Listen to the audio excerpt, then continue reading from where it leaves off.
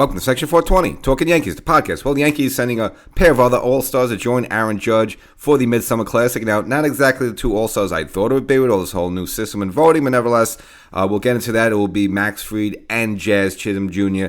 Joining Aaron Judge there in Atlanta to represent the Yankees. So we'll kind of give him a little kudos to that because, again, it's been a lot of misery lately, this with the long losing streak, the foul play, just the Yankees losing I don't know, 17 out of the last 23 and kind of really been going downhill lately, so I guess we'll have a little cheer there. And of course the Yankees sending up one of their young aces there, from the minors. Now the Cam Schlittler, who will get the debut during the Seattle series there, and again, fans kind of excited about that. So we'll have a little excitable episode here, again, after been a lot of misery lately. So we'll get started here, but before we do, make sure you subscribe to this podcast, Section 420 Talkin Yankees, the podcast, wherever you get your favorite podcast. And there's also the YouTube version of the show, so go to YouTube, search for Section 420 Talkin Yankees, and subscribe there as well. So we kind of left off on this whole thing, both here and covered on the YouTube version of the show. You can say that was kind of the voting for the All-Stars there. We were entering Phase 2, and of course, we had Paul Goldschmidt going up against Vlad Guerrero Jr., and we had Ben Rice versus Ryan O'Hearn there for the DH spot for the Baltimore Orioles there. Now, I was under the impression, this is kind of a new thing, that all right, even if you lose out the starter role, you still go to the All-Star game because you're one of the top two vote getters for a position. And we know these guys don't play the whole game at first base. You starters this bit, get maybe 3 innings, 2 at-bats, and that's it. So even if you figure if you lose the one-on-one head-on matchup, you still get to go to the All-Star game because you got the second amount of votes.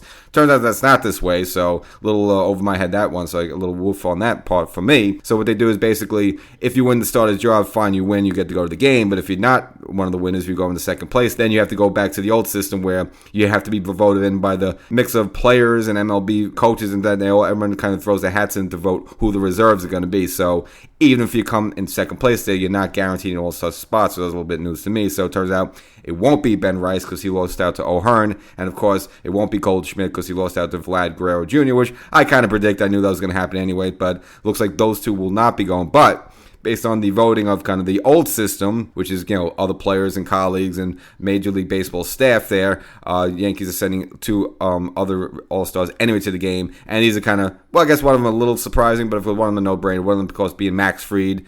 Again, just absolute fabulous stuff, of the season for the Yankees. Now, I know lately he's been getting lumped up a little bit, so, but overall, though, having a really good first half, and even with those lumps, he started off the season that's basically going on there 7/8 innings and throwing up zeros, so he's just giving 1 run, which, that wasn't going to last forever. He was going to get smacked a little bit, so he was, lately against Toronto and the Mets. I mean, he took a couple little knocks on the chin, but even with that in mind, 11-2 record, an ERA of 2.27, and a whip under 1, so 0.96 there. So very impressive start of the season. Now, the second reserve, I'm not really shocked, but a little surprised. And that's because Jazz getting the spot, which was he missed a chunk of the season. I know lately he's been hitting a hot bat, and we'll kind of get into those numbers, but I don't think there was any point we looked at him early as part of the season and thought he was an all-star. I mean, yeah, he was in there. He was hitting home runs. But, that was it. His batting average, which I was criticizing him a lot here on the podcast as well as on the YouTube show, about the low batting average. Again, even before he got hurt, he was hitting under 200.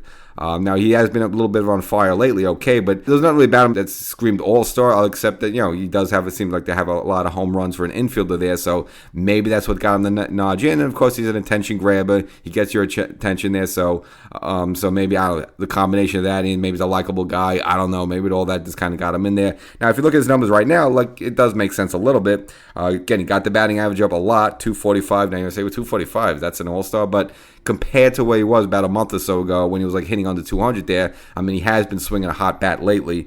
So 245 batting average, 15 home runs. So even through the ups and downs, when he's hitting or not hitting, he still bops the home run. So maybe that's what got him in. I don't know. And then 38 RBIs. So multiply that by 2, then you're probably looking at 30 home runs almost, and maybe almost 80 RBIs. So, you can say that is an all-star caliber player. So I'm not shocked, but just a little bit surprised he got the nod on that one.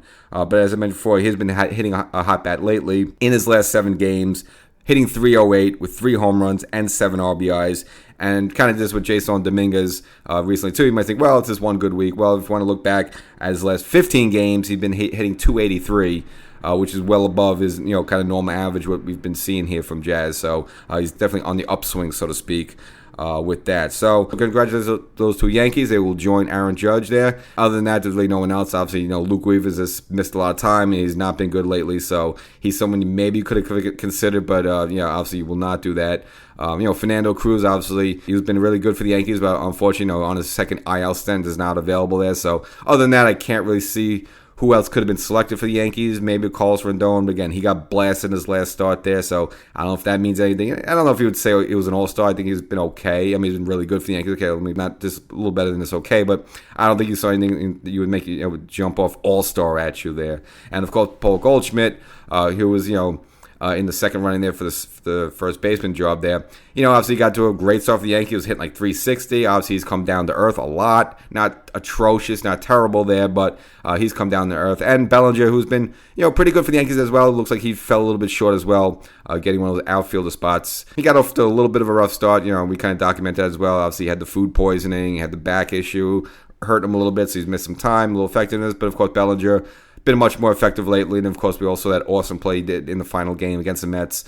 Getting a shoestring catch off of Soto there, and then throwing Lindor out at first there. And then, obviously people say that saved the Yankee season. Well, maybe it did in a way. I mean, if we'll look back on it again, how the Yankees been swept like that, it's just, I don't know how you kind of get off the mat on that one. So maybe it did at that particular point. You could say that was a season-saving play at the moment. And as now for the Yankees moving forward, as we know, Clark Schmidt, they said they're going to promote one of their young guns, so it's not a surprise there. So it looks like it's going to be Cam Schlittler getting the nod there. Now, if you're not too familiar with him, I kind of looked at his stats for this season. Now, he split time between AA and AAA. Obviously started at AA, Somerset, moved up to AAA. And if you look at the stats now, and this was both combined there, pitching to a 3.52 ERA, so not dazzling, but not terrible. It's pretty respectable. Anyway, ERA, between 3 and 4. Obviously, we would want to be under 4 for sure. 76 and 2/3 innings, surrendered 67 hits, so that's less than a hit per inning. You'll like to see that. And this one kind of jumps off at you. 99 strikeouts in the 76 innings. So this is someone who's averaging more than one strikeout per inning. You really like to see that. And the last but not least, 26 walks per 76 innings. So that's really good. I mean, he's only walking one person per 3 innings, which is pretty damn good there. So that looks like good control, a lot of strikeouts. ERA, that's kind of give or take there. But you see he has swing and miss stuff there and good control. So that's what you like to see here on the big league level. And so it looks like more than likely he's going to probably get the next go-around for Clark Schmidt. He's going to get that spot. It looks like it's going to be in the Seattle series. And so hopefully the Yankees maybe just just lick their wounds, get off the mat there. And, got 6 games here at home in your ballpark against Seattle, against Cubs. Not exactly threatening teams there. So hopefully the Yankees get back on the winning way and chop away and get back to that first place spot in the AL East. We'll catch you next time.